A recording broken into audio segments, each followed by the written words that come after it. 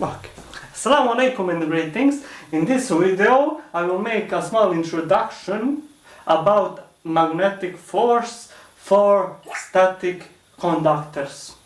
So in electrostatic with charges we had a force between two charges. Now the question is, now here I have a magnetic field, do I have some new force in a magnetic field for a magnetic field? And the answer is yes, and here is a formula for force. So it is equal the current times vector product or cross product of two vectors, where first vector is dl, which is infinitely small part of a conductor. It is a vector, its direction is the same as the direction of a current through that conductor, and cross product with a magnetic flux density. This is for some small part of a conductor, infinitely small part. If we want to calculate a resultant force, total force on a complete conductor, okay, we had some conductor, we have this is formula only for infinitely small part of a conductor. If we want to calculate for complete conductor, that means we will sum all of these forces through all of conductor's length. How do we do that? Differential is infinitely small part, but the opposite from differential is integral, which is the sum. I sum all of these infinitely small parts, so our force F is equal the current times integral of dl cross product B. Now, if we have that the magnetic flux density is constant through all conductor length, through all conductor, then that means this is a constant and we can put it in front of integral, so we would get that only integral of dl, which means that we would get that this is L, which is a total length of our conductor, times cross product B. Now, here, as we can see, the force, as we knew from before, any force is a vector. Because of that, the formula for force, as we can see, is a vector product of two vectors, or cross product of vector L, which is the length of a conductor, and vector B, which is magnetic flux density. But, very important, this is one of the most important laws and one of the most used physical principle in practice. This law is actually used for making electrical motors. Mostly motors are working on this principle. What physically does this formula say?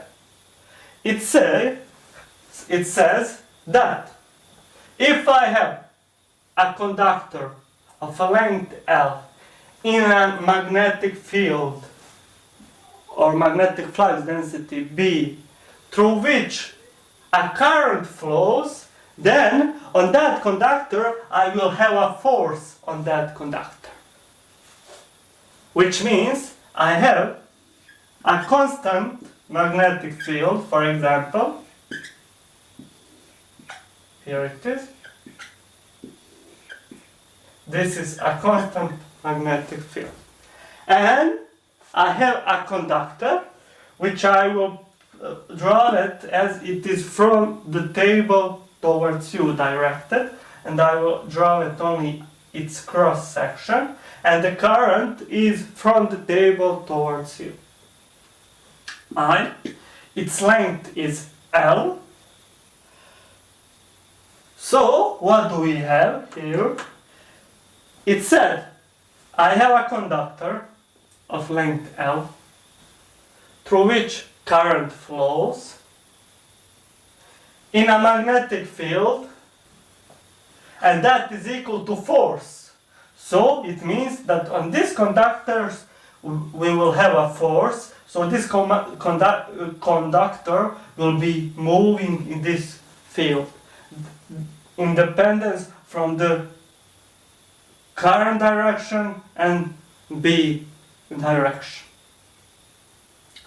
So how will it move in this case? Well, how do we determine that? But by using math. But the problem, for us, we have a mathematical formula.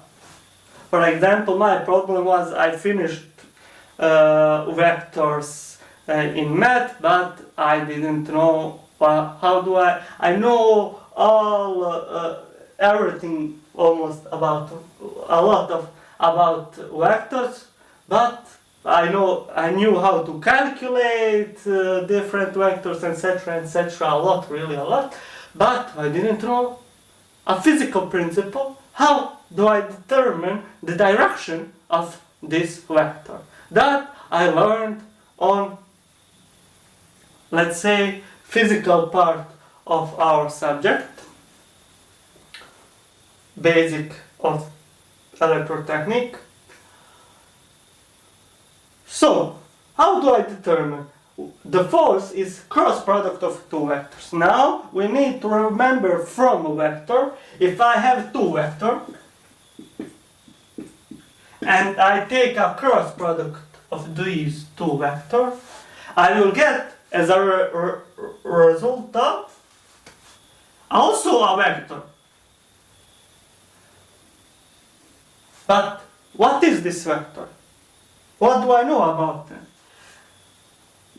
One thing is the vector A and vector B make some angle,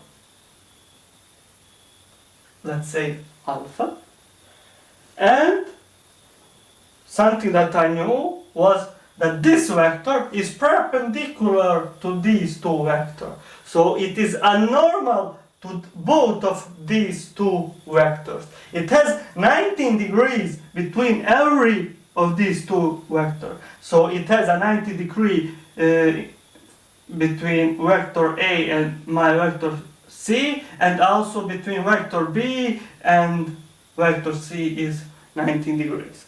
These two vectors create some, let's say, surface. Its density is equal to the surface of these two vectors. And also I can write this and calculate my vector C as an intensity of the first vector times intensity of the second vector times sine of the angle between these two vectors.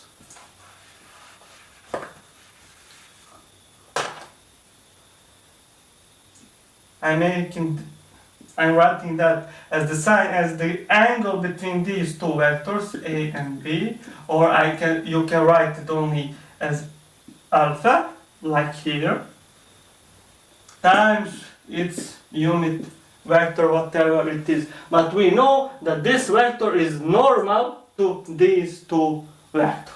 If I only want density, this is density of that vector. Also, how can I calculate a cross product of two vectors? I can calculate it with the determinant where C is equal to, here first order will be unit vectors I, j and k of x, y and z axis. The second order will be its components, a x component, a y component, and a z, and also bx, by, and bz component. And you just solve this determinant.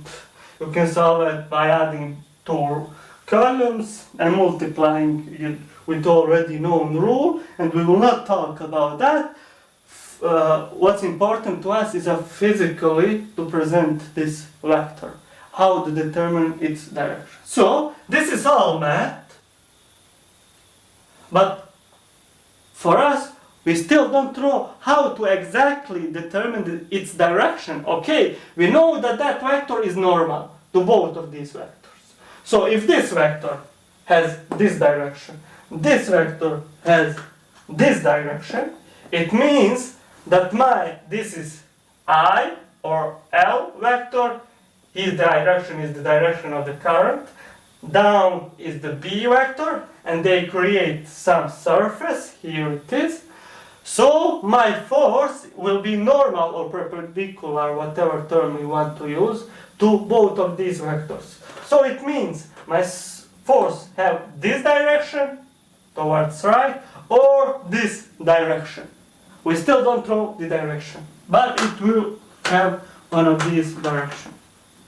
And when you are calculating simple calculation doing in math, you don't care about its direction, the calculation will show you. But for us, it is very important to physically, with our eye, see what will its direction be. For me, it is very important, will my motor rotate in this way or in this way, etc. For everything else, for every other vector, it is very important what is the direction of that vector. For example, electromagnetic wave, for me it is very important the direction of those waves. At which direction will they travel, etc. etc. So it is very important to know how to determine the direction of this vector. You determine it using the right-hand rule. And I will explain. When you are learning in physics or some similar subject, you will learn it somehow with the right hand. Some of this vector comes in this finger shows some of the other, some is normal to this, etc. etc. But when you use some other physical, when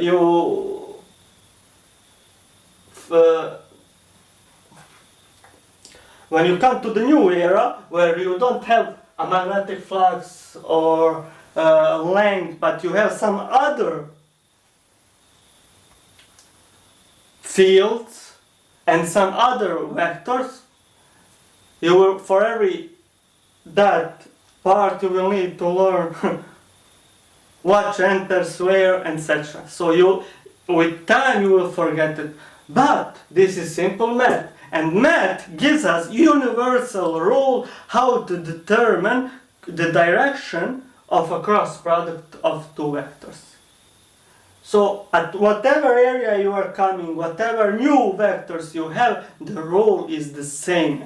And you learn it in one case first at the beginning. You will know for every other case, for every other area, what is the resultant vector. How do I determine its direction? So, okay, I will write this as A times B equals C. Cross product. Okay. A times B equals C. Okay, I have vector A. This is vector A. I have vector B. This is vector B. And I need to find my C. Okay, if these two vectors are on this surface, it means that my vector C will be perpendicular to both of these vectors. So it will be directed from table towards you or from you to the. But how do I determine it? I determine it with the right hand rule. Something similar how we determine the magnetic field, but it's not the same. Well, I curl my fingers in the direction where I am rotating vector A with the path of the shorter angle towards vector B. So I am curling my fingers in that direction, and my thumb will is showing me the direction of vector c. So, for this case, the vector c is directed from you to the table. So this is vector c. It has this direction. So, very important thing, how do you curl your fingers? How do you close your fist, your fingers? And it is first vector towards second vector, but we can curl this vector, move this vector also in this direction. So we can curl it like this way, we will get this direction of our resultant vector. But no, the rule says we curl it, but in the shorter direction. This is shorter than this.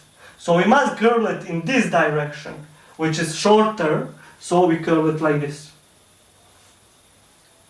But what do we get if we have if our vector c is equal to b times a, cross product a? What do we get? We use the same rule, but now let's remember what the rule says. It says that we first vector rotate towards second. So first vector rotates towards second, but we can rotate it this way and curl our fingers in that way. This will be direction, or we can rotate it this way. But this is longer rotation.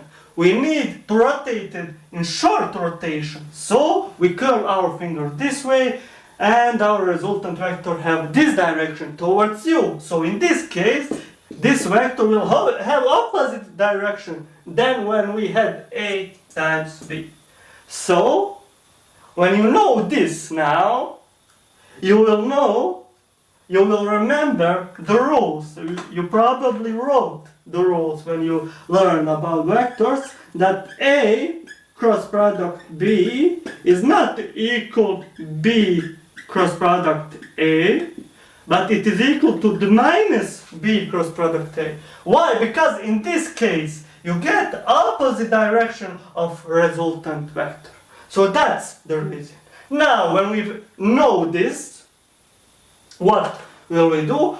Here we can determine the direction of our force. So what is the direction of our vector L? It is towards you. It is the direction of current. It is towards you. What is the direction of B? Here it is shown that it's from up to down, so this is its direction. But what does our rule says? First vector. Our first vector is L in the direction of E. We rotate towards B. So we curl our fingers, we rotate it this way in shorter distance. We could rotate it also, okay, this is our vector from other angle. We can rotate it in this way, but this is much larger angle, it is not a shorter distance, so we must rotate it this way, and I will return. So rotate it this way, so which means we curl fingers in that direction, we curl our fingers. So, as we already said, we rotate this L towards B in a shorter distance. So this will be our rotation direction. We curl our fingers in that. So our thumb tells us what is the direction of our resultant vector, which means that this is the direction of our resultant vector. And this way you can actually, for every problem, exactly draw the force will move this object to this side with this and this force. The force will move the rotor of our motor to this side, etc. If I need, for example, to change a direction of rotation, if this is my motor, and this here will rotate it here, but this is a tangent, for example. If I need to change the direction of rotation or direction of the movement, how can I do that? Well, simply, for example, changing the direction of current. So I have my conductor, I flow a current towards it, it rotates. I got a motor. Now this my conductor rotates or is moving depending from many other aspects. It moves or is moving. I want to change its rotation or its movement. I don't want that it moves this way, I want it to move this way. What will I do? Well, simply, what will happen if I change the current direction? Now, this vector, it doesn't have this direction towards you. It has this direction. But my magnetic field still has the same direction. It is done. Now I need once again that to rotate first vector, L, but he is now here. It is not here, so I rotate it this way. It is here. This is the beginning end, so I rotate this way. So it is down there, this one is here, I need to rotate it, this is a shorter path. I need to rotate this way, so I will rotate from this way, I close my curve, I curl my fingers, I close my fist, and the thumb shows me the direction of this. So this is the direction of force in second case. So now you know the basic principle of motor operation, of electric motor operation. Almost all motors work on this principle. And you know how to change. Okay, how could you also change the direction of the motor? The force, will it move this or that way? You could also change, if you can change the magnetic field. If you can change the direction of magnetic field so that magnetic field are going up. Let's say that magnetic field is up.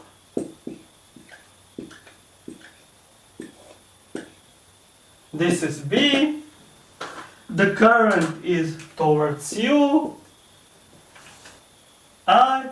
So my resultant vector, my force will be, okay, I have the current, I have the B. So I need to rotate first vector, but first vector is L, which has the direction of current. I need to rotate it towards B, but in a shorter direction, not in this direction, but this is a shorter direction, which means I curl my fingers this way, rotate this way, and the thumb tells me that the force will have this direction. So, as you can see, I can change the direction of my force either by changing the direction of current or changing the direction of field. And these are the basic principles you must know, you need to know. In the future, in the next videos, we will show you how to calculate force on concrete problems. But now, if we know this principle, you can automatically see many practical problems where this force is not, if we have it, it's not a good thing. Where do we have it? We can see it from formula. Where do we have this force on a conductor? Wherever I have my conductor, through which current flows into a magnetic field. So, which means I have this force everywhere around me. Everywhere. Because two conductors parallel on overhead lanes, in cables, etc. I have two conductors. This conductor creates a magnetic field which has influence on the other conductor, and the other conductor has a current through itself, so it means that we will have a force on this conductor, and also the opposite